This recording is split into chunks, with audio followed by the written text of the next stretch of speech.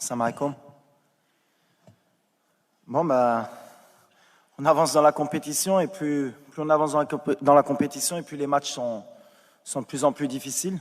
On va jouer l'équipe championne du monde avec des joueurs de qualité, un entraîneur de grande qualité, le meilleur sélectionneur au monde. Nous, on va continuer sur ce qu'on sait faire, avec beaucoup d'ambition, pour essayer de créer la surprise et pourquoi pas aller en finale de la Coupe du Monde. Yes. Hello, yes. So yeah, he did it in French, I will do it in English. As players, we're all excited to be in this semi-final. And everyone is really motivated to play against the best national team in the world. And I think with the help of our trainer and the technical staff, we'll have a good game, and hopefully we'll see each other again for the final.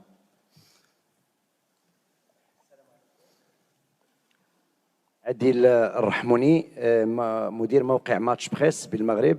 سيد وليد الركراكي غدا إن شاء الله مباراة قوية ضد المنتخب الفرنسي.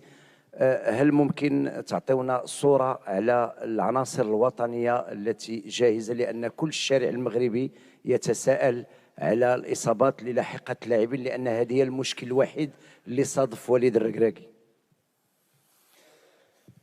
Bon, comme tout le monde le sait, on a beaucoup de blessés, mais on récupère bien. On a un staff médical qui est de très haut niveau, et chaque jour, il y a des choses positives qui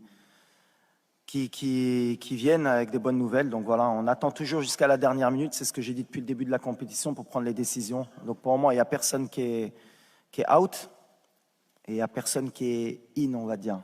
Voilà, on verra demain qui est prêt, qui n'est pas prêt, mais en tout cas, on mettra la meilleure équipe possible et les joueurs qui sont à 100% pour débuter le match. Colbert Yompan, Diaspora News Cameroun, bonjour coach.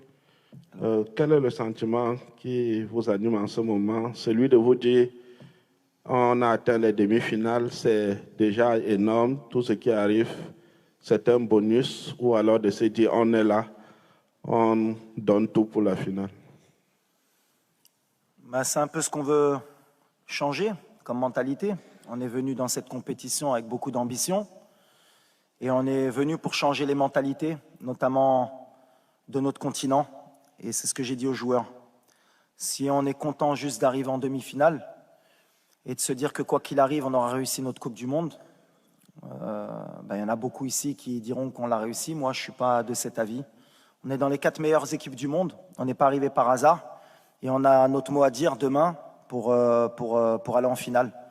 Et on va être dans cet état d'esprit, en espérant que, comme je l'ai dit depuis le début, que notre adversaire ne va pas nous respecter, comme beaucoup d'équipes. Parce que c'est vrai que s'ils jouent à leur meilleur niveau et qu'ils nous respectent, ce sera beaucoup plus compliqué. Mais nous, on a confiance. On a joué les grosses cylindrées du mondial. On a peut-être le parcours le plus difficile. À chaque fois, on nous prédit l'élimination et on est encore là, avec nos valeurs. Donc non, aujourd'hui, je disais en début de compétition qu'on rêvait de gagner la Coupe du Monde. Plus on avance et plus on est proche de notre rêve. Donc voilà, on va se battre demain pour aller plus loin. Bonjour, Walid Regragui, je suis là. Hugo Moissonnier, Radio France Internationale. L'une des principales menaces qu'il va falloir neutraliser pour vous, ce sera évidemment celle de Kylian Mbappé. Dans sa zone, il y aura Achraf Hakimi. Les deux joueurs se connaissent évidemment très bien. Ils jouent en club et puis ils exposent régulièrement leur amitié sur les réseaux sociaux. Et même au Maroc, je crois que Kylian Mbappé est déjà venu voir son pote. Est-ce que vous allez avoir une conversation particulière avec Achraf Hakimi pour neutraliser Kylian Mbappé? S'il y a un joueur qui le connaît mieux que moi, c'est Achraf. Il s'entraîne tous les jours avec lui. Donc s'il a une idée précise du joueur qui est Kylian, c'est lui qui le sait. Donc non, on va pas mettre en place plus de dispositifs tactiques ou quoi que ce soit par rapport à Kylian. Parce que malheureusement pour nous, il n'y a pas que Kylian. Quand on voit Griezmann, la qualité du joueur que c'est, entre les lignes, quand on voit Ousmane, qui est pour moi le complément parfait de Kylian. Voilà, le danger, il vient à gauche, il vient à droite. Donc si on reste que focus sur Kylian, on fera une erreur. On va jouer collectivement. Achraf, c'est un des top players au monde aussi à son poste. Donc voilà, ça va être un beau duel entre les deux. Ces deux champions, je pense qu'ils ne vont pas se faire de cadeaux.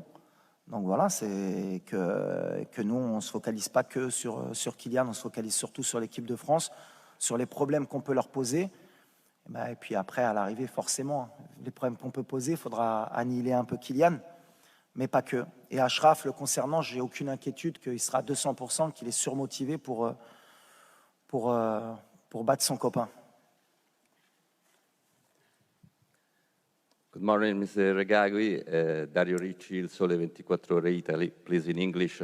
In your opinion, what will be the key points of the match from a tactical and a mental point of view? Thank you. The key for us is the spirit, you know, is a team spirit. Now we play same of club, not of national team. Everybody work, everybody want to give our best in every game, and we play a collective game every time with a good spirit. And the spirit for me is everything in the football. Is more important, and with the heart and the spirit. Before we continue with the questions, I would kindly ask our colleagues, the photographers, to please leave the room. Our colleagues, the photographers, kindly please leave the room. Thank you. No more photos.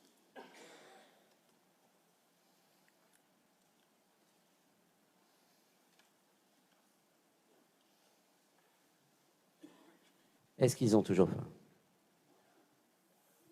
J'ose espérer. Hein. Quand tu arrives en demi-finale de Coupe du Monde, si tu n'as pas faim à ce moment-là, c'est faire une demi-finale de Coupe du Monde, c'est pas donné à tout le monde. Il y a la meilleure équipe de la compétition qui est déjà sortie, c'est le Brésil. Et ils ne vont pas avoir la demi-finale. Donc voilà, et ils le savent. On est une équipe ambitieuse. On a faim. Maintenant, est-ce que ça va suffire? Je pense que ça peut, avec l'état d'esprit. On est confiant. On a envie de réécrire l'histoire. On a envie de mettre l'Afrique sur le toit du monde. Et ça, c'est une des valeurs qui va être importante pour demain. Parce qu'il faudra être fort pour nous sortir de la compétition. Même si je sais que tous les pronostics sont contre nous, mais nous, on a confiance. Alors peut-être qu'on est fou, mais c'est bien d'être fou. Mais nous, on a confiance, je le répète. Et on n'est pas fatigué, je le répète aussi. Donc si ça peut les embêter jusqu'à demain, parce qu'apparemment ça veut être rassurant à dire qu'ils vont être fatigués. Non, on ne va pas être fatigué. Depuis le début de la compétition, tout le monde dit qu'on va être fatigué, on ne va pas être fatigué. Tu ne peux pas être fatigué à une demi-finale de Coupe du Monde. Donc on a faim et on n'est pas fatigué. Well, for me, we have the best fan in the world, maybe with Argentine fans and Brazilian fans. I'm very happy because now the world begin to know what is a Moroccan fan. He's a crazy guy. He loves his country, he loves his club. He can travel anywhere to come to support your country. Maybe tomorrow you have more of 20,000 people minimum. He can come to support us, and I'm very happy because the World Cup can give this picture of the fans of Morocco. And tomorrow, sure, we play at home, and it's very important for us. Yes, and for me the same. I think all the Moroccan fans around the world, they come and support us, and it's a great honor and pride to play for these fans and make them proud. So I think it's really important for us that we go out there and perform and make these fans happy, because like the manager said, they are the best fans in the world. So we are out here to give our all and hopefully at the end be the best. Non, je rentre pas du tout dans ce contexte. Moi, je suis né en France, j'ai la double nationalité. C'est un honneur et un plaisir de rencontrer la France, mais c'est que du football. Donc voilà, moi je viens, je suis entraîneur de mon équipe nationale. On va jouer la meilleure équipe du monde et ce qui m'importe, c'est pas de jouer contre la France ou l'Angleterre ou le Brésil, c'est de me qualifier. Maintenant, c'est sûr que ça va être particulier, surtout pour mes proches, pour ma famille, pour mes amis. Mais moi, en tout cas, en tant qu'entraîneur, c'est quelque chose qui me trouble pas et qui m'intéresse pas du tout. Je suis là en tant qu'entraîneur de football et ce qui m'intéresse, c'est de gagner. Alors, on a la France, si ça avait été l'Angleterre, ça aurait été pareil. Mais ce qui m'intéresse surtout, c'est de jouer la meilleure équipe du monde. Pour un entraîneur, c'est toujours bien de pouvoir se tester et de voir à quel niveau on est arrivé avec notre équipe. Mais même pour les joueurs, c'est le message que je leur porte. On ne fait pas attention à savoir contre qui on joue. Alors, on avait joué la Belgique, on avait des binationaux aussi. Et le message, il est toujours le même. On joue pour le Maroc et on joue un match de football. Et ça doit être la fête. Et je pense que pour tous les binationaux franco-marocains, ça doit être une fête. Et quoi qu'il arrive, eh ben, je pense qu'on fera la fête ensemble sur les champs, que ce soit si c'est le Maroc qui gagne ou la France. Parce que voilà, on vit ensemble et on est content d'être ensemble. C'est le plus important. Salam alaikum, c'est Ilyas.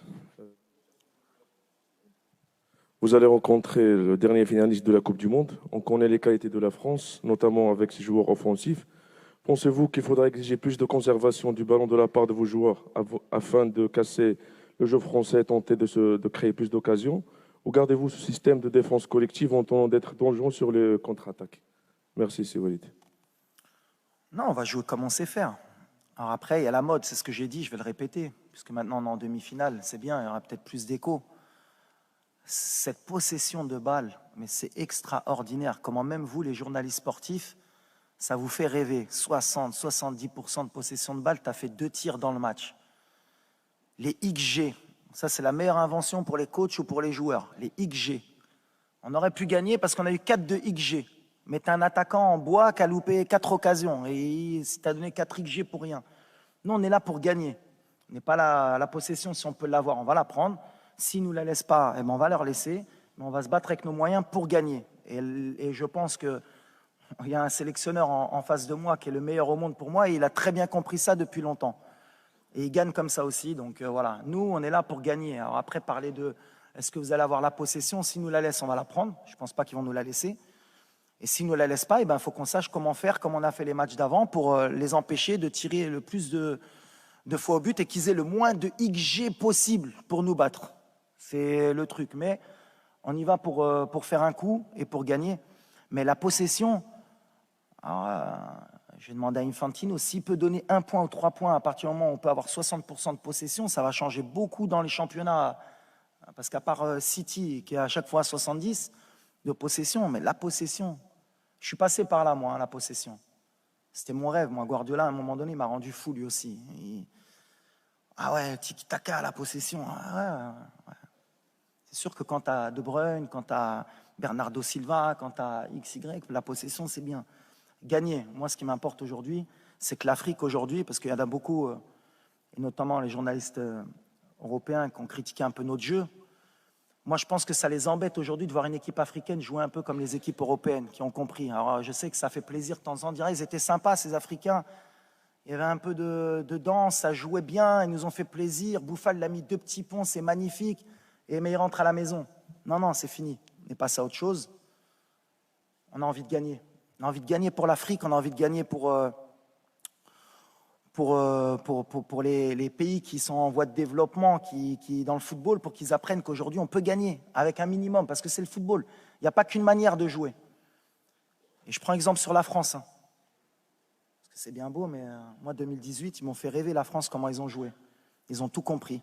Ils ont explosé tout le monde. Et contre l'Angleterre, ils n'ont pas eu 40 occasions. Ils ont explosé tout le monde. C'est la meilleure équipe. Si on peut prendre un peu exemple sur eux, demain, pourquoi pas? Mais XG, possession, c'est bien. Les datas, je crois qu'on a 0,01% de chance de gagner la Coupe du Monde au départ de la compète. Je ne sais pas, on est monté ou pas à peu près? Peut-être on doit être à 0,03 peut-être maintenant. Mais on va essayer de faire mentir cette statistique. Alors peut-être demain, je vais passer pour un con. On va dire, ah, il a trop parlé. On est à 12. Alhamdoulilah. Alhamdoulilah. On va essayer de monter après le match un peu plus.